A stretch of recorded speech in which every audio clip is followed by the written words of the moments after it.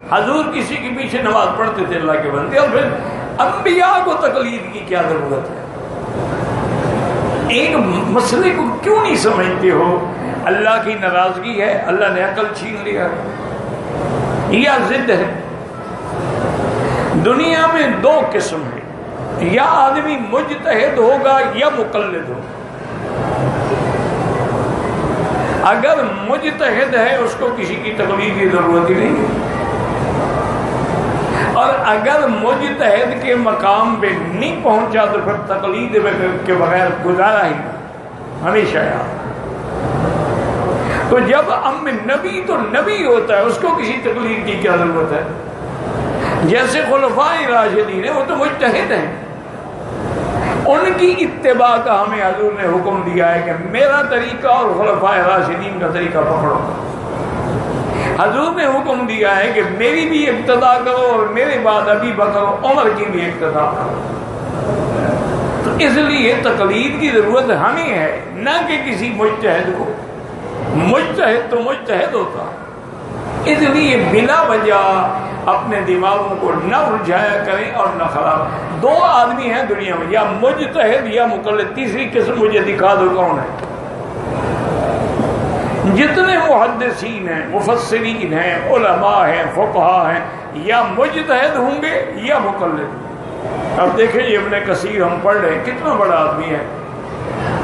حافظ ابن کثیر جو ہیں رحمت اللہ علیہ، کتنا بڑا آدمی ہے، مفسر بھی ہے، محدث بھی ہے، مؤرخ بھی ہے،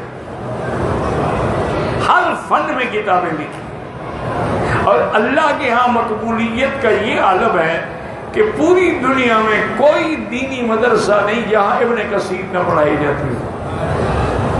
اللہ کو قبول ہو گئی کتاب، لیکن وہ خود شافی ہے۔ کوئی فقہی مسئلہ ہو تو امام شافعی رحمۃ اللہ علیہ سے لیتا ہے، اور آپ حیران ہوں گے کہ امام ترمذی امام بخاری کا شاگرد ہے، لیکن ساری کتابوں میں، سنن ترمذی میں ایک مقام پر بھی اس نے امام بخاری سے کوئی فقہی مسئلہ نہیں پوچھا۔ حدیث کی بات ہو تو قال الامام محمد ابن اسماعیل البخاری کہ امام بخاری نے یہ فرمایا۔ سند کی بات ہو تو کہے گا قال محمد ابن اسماعیل البخاری، انہوں نے سند کے بارے میں کہ یہ راوی قوی ہے، یہ راوی ضعیف ہے، یہ ثقہ ہے، یہ حافظ ہے، یہ حجہ ہے، یا یہ متروک ہے، یہ لا باس ہے، وہ وہاں اپنے استاد کا قول لیتا ہے، لیکن فقہی مسئلے میں نہیں۔ کیوں؟ جانتا میرا استاد محدث تو ہے لیکن فقیہ نہیں۔ اس لیے فقہی معاملہ ہو تو میرے امام شافعی رحمۃ اللہ علیہ سے پوچھتا۔ اسی طرح ایک واقعہ ہے، تاریخی واقعہ ہے، کوئی قرآن حدیث تو نہیں ہے، اور اللہ عالم کتنا، چونکہ کہ واقعات تاریخوں میں جو ہونا ان کا کوئی اعتبار نہیں ہوتا، طب یہاں پہ سب مورخین لکھ دیتے ہیں۔ آج تک جو دنیا لڑ رہی ہے یزید کے مسئلے پر، اس مسئلے پر، یہ کیا یہ تاریخ والوں کا عذاب ہے، چونکہ حضور کی وفات کے بعد، صحابہ کے بعد، تابعین کے بعد تو جتنے علماء تھے ان نے تو حدیث کی خدمت کی نا، تاریخ کا میدان چھوڑ دیا۔ تاریخ کی کتابیں ساری شیعہ نے لکھی ہیں، جتنی تاریخ کی بڑی بڑی کتابیں اور شیعہ، اس لیے ان ظالموں نے اب اس کے اندر ایسا مواد ڈالا ہے کہ قیامت تک لوگ لڑتے رہے۔ تو بہرحال ایک واقعہ ہے کہ حضرت مولانا ثناء اللہ امرسری رحمۃ اللہ علیہ، یہ علماء اہل حدیث کے بڑے علماء ہیں، چوٹی کے علماء، یہ بڑے لوگ ہیں مولانا ثناء اللہ، اسی طرح محمد حسین بٹالوی، اسی طرح نذیر حسین دہلوی رحمۃ اللہ علیہ، یہ بڑے لوگ تھے اہل حدیث، صحیح معنی میں اہل حدیث تھے، آج کل کی طرح نہیں نقلی، سچے اہل حدیث۔ ان کی دوستی تھی علامہ اقبال کے ساتھ، اور کہاں مولانا ثناء اللہ اور کہاں اقبال جیسا ملنگ آدمی، لیکن دوستی تھی۔ ہر کسی کے ساتھ دوستی تو ہوتی ہے۔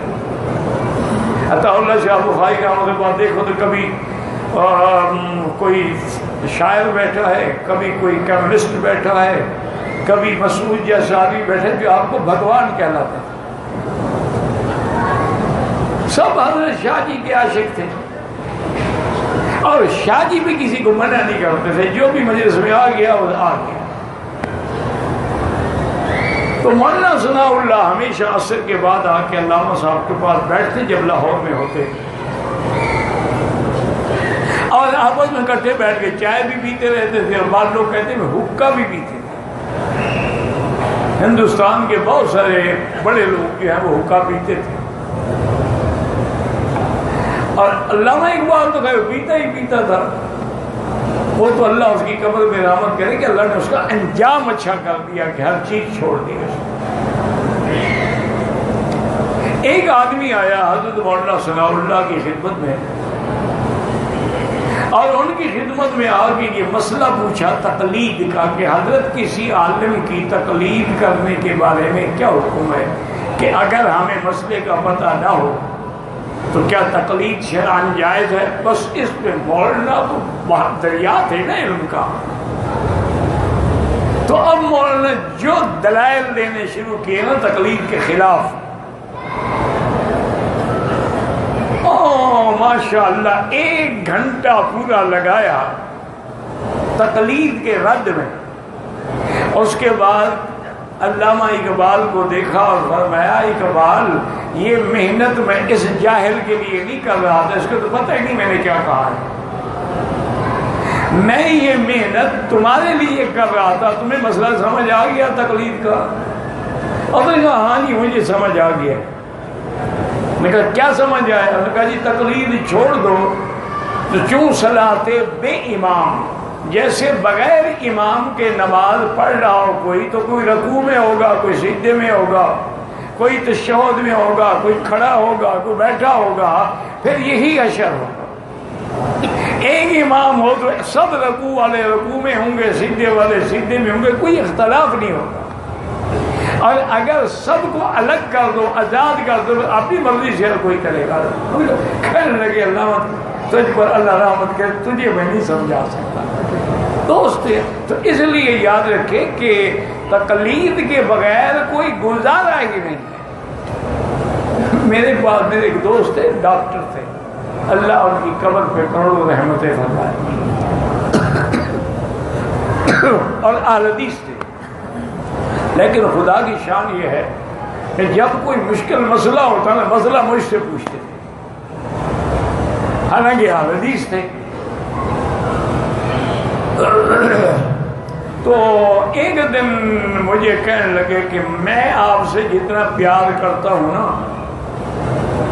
آپ کے والدین بھی آپ سے اتنا پیار نہیں کرتے ہوں گے کہ آپ نے توحید کی جو خدمت کی ہے، اور اللہ نے لاکھوں انسانوں کے عقیدے بدل دیے ہیں، اس لیے مجھے تم سے بڑا پیار ہے. لیکن افسوس یہ ہے کہ حنفی ہو اور تم مقلد ہو، تم ہر مسئلے میں امام ابو حنیفہ امام ابو حنیفہ امام ابو حنیفہ کی تقلید کرتے ہو. میں نے کہا ڈاکٹر صاحب شکر کرو کہ میں امام ابو حنیفہ کا مقلد ہوں، تم تو انگریزوں کے مقلد ہو. وہ ناراض ہو گئے. کیسے؟